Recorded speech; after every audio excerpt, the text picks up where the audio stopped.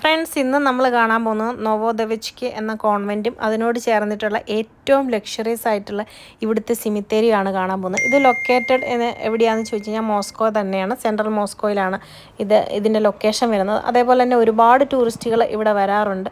അപ്പം നിങ്ങൾ മോസ്കോയിൽ എത്തിക്കഴിഞ്ഞാൽ തീർച്ചയായിട്ടും ഇതും കൂടെയൊക്കെ സന്ദർശിക്കുക. കാരണം ഇവിടെ ഏറ്റവും ഇമ്പോർട്ടൻറ്റും അതേപോലെ തന്നെ ഏറ്റവും ഫേമസും ആയിട്ടുള്ള ഒരുപാട് പൊളിറ്റീഷ്യൻസിനെയും അതേപോലെ തന്നെ എല്ലാവരെയും അടക്കിയിരിക്കുന്ന സിമിത്തേരി ഇവിടെയാണുള്ളത്. ഈ കോൺവെൻറ്റിനോട് ചേർന്നിട്ടുള്ള സിമിത്തേരിയിലാണുള്ളത്. അപ്പോൾ അത് നിങ്ങൾ സന്ദർശിക്കുക. അതൊക്കെ നിങ്ങൾക്ക് ഇവിടെ വന്നാൽ കാണാൻ പറ്റും. അതേപോലെ തന്നെ നോവിച്കി കോൺവെൻറ്റ് അതിനോട് ചേർന്നിട്ടുള്ള ഇതിൻ്റെ ചരിത്രം എന്താണെന്ന് ചോദിച്ചു കഴിഞ്ഞാൽ, പീറ്റർ പിർവിക്ക് ഒരു സിസ്റ്റർ ഉണ്ടായിരുന്നു, പെങ്ങളുണ്ടായിരുന്നു. പുള്ളിക്കാരത്തിയുടെ പേര് സോഫിയ. അപ്പോൾ പുള്ളിക്കാരത്തി ഒരു സിപ്പായിനെ ഇഷ്ടപ്പെട്ടു. നമ്മുടെ നാട്ടിൽ സിപ്പായി എന്ന് പറയും. ഇവിടെ ഇങ്ങനെ ഒരു സോൾജിയർ, ഏറ്റവും ലോ ലെവലിലുള്ള ഒരു ആളെ സ്നേഹിക്കാൻ തുടങ്ങി. അപ്പോൾ അത് പീറ്റർ പിർവിക്ക് തീരെ ഇഷ്ടപ്പെട്ടില്ല.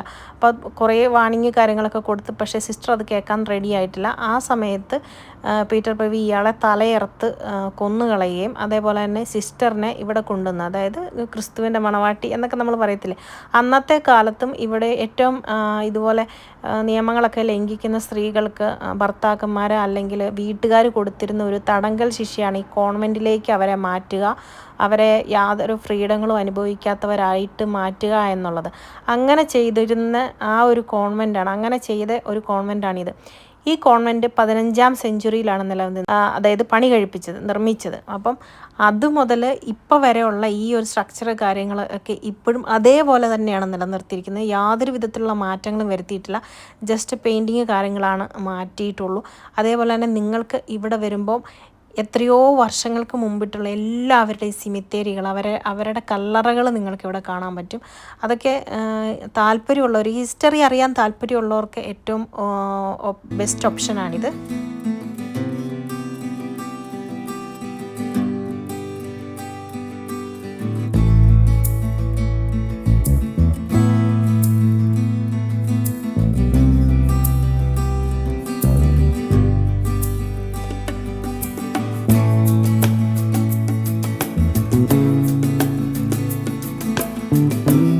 നോവോദെവിച്കി കോൺവെൻറ്റും അതേപോലെ തന്നെ യുനെസ്കോ വേൾഡ് ഹെറിറ്റേജ് സൈറ്റിൽ ഇടം നേടിയ ഒരു സ്ട്രക്ചറാണ്. അപ്പോൾ അതുകൊണ്ട് ഇവിടെ മോസ്കോയിലെത്തുന്ന എല്ലാവരും തന്നെ ഇങ്ങനെയുള്ള ഹിസ്റ്റോറിക്കൽ പ്ലേസുകളെല്ലാം സന്ദർശിക്കുക. ഇതൊക്കെ നിങ്ങൾ മനസ്സിലാക്കിയിരിക്കുക. ഞാനിവിടെ ഇതിൻ്റെ എല്ലാ ഭാഗങ്ങളും കൊടുത്തിട്ടുണ്ട്. ഇതൊക്കെ നിങ്ങൾ പോസ് ചെയ്ത് വെച്ചിട്ട് നോക്കി മനസ്സിലാക്കാവുന്നതാണ്.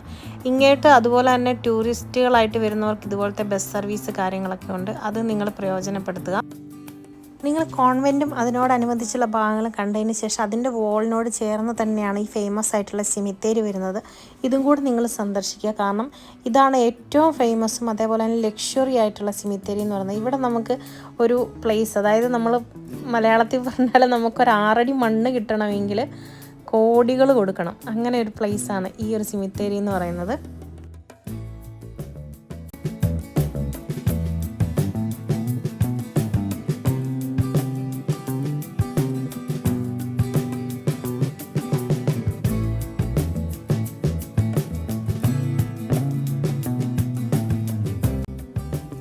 റഷ്യയുടെ അതുപോലെ തന്നെ മോസ്കോയിലും സെൻറ്റ് പീറ്റേഴ്സ്ബർഗിലും ഒക്കെ വരുന്നവർ ഹിസ്റ്ററി മുഴുവൻ മനസ്സിലാക്കി അങ്ങനെയൊക്കെ സന്ദർശിക്കണം എന്ന് ആഗ്രഹമുള്ള ഒരുപാട് പേരുണ്ട്.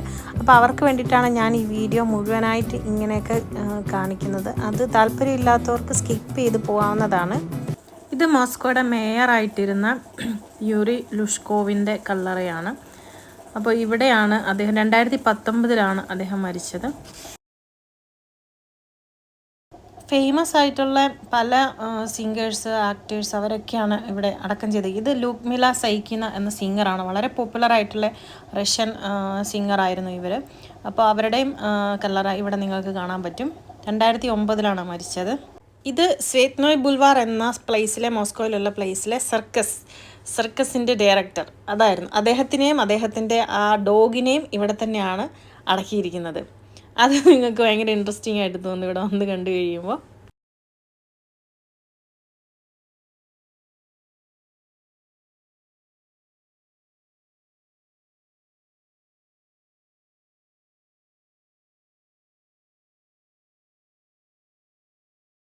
ഇതാണ് ഫേമസ് ആയിട്ടുള്ള ബോറിസ് എൽസന്റെ ഗ്രേവ് എന്ന് പറയുന്നത്. അദ്ദേഹം ആരാണെന്ന് ചോദിച്ചു കഴിഞ്ഞാൽ കമ്മ്യൂണിസം റഷ്യയിൽ അവസാനിപ്പിച്ചു. അതിനുശേഷം ആദ്യമായിട്ട് പ്രസിഡൻ്റായ ആളാണ് ബോറിസ് എൽസൺ. ഇദ്ദേഹത്തിന് ശേഷമാണ് പുടിൻ വരുന്നത്.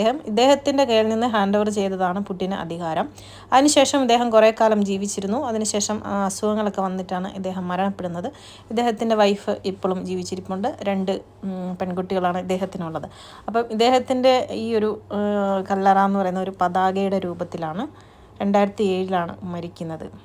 ഇത് ഏറ്റവും പോപ്പുലർ ആയിട്ടുള്ള മജീഷ്യൻ്റെ കല്ലറയാണ്. അതായത് റഷ്യയിലെ ഏറ്റവും പോപ്പുലർ ആയിട്ടുണ്ടായിരുന്ന കീവോടെ കല്ലറയാണ്. അദ്ദേഹത്തിന് തൊട്ടടുത്തൊരു കൂണ് കിളുത്ത് നിൽക്കുന്നത് കണ്ടോ.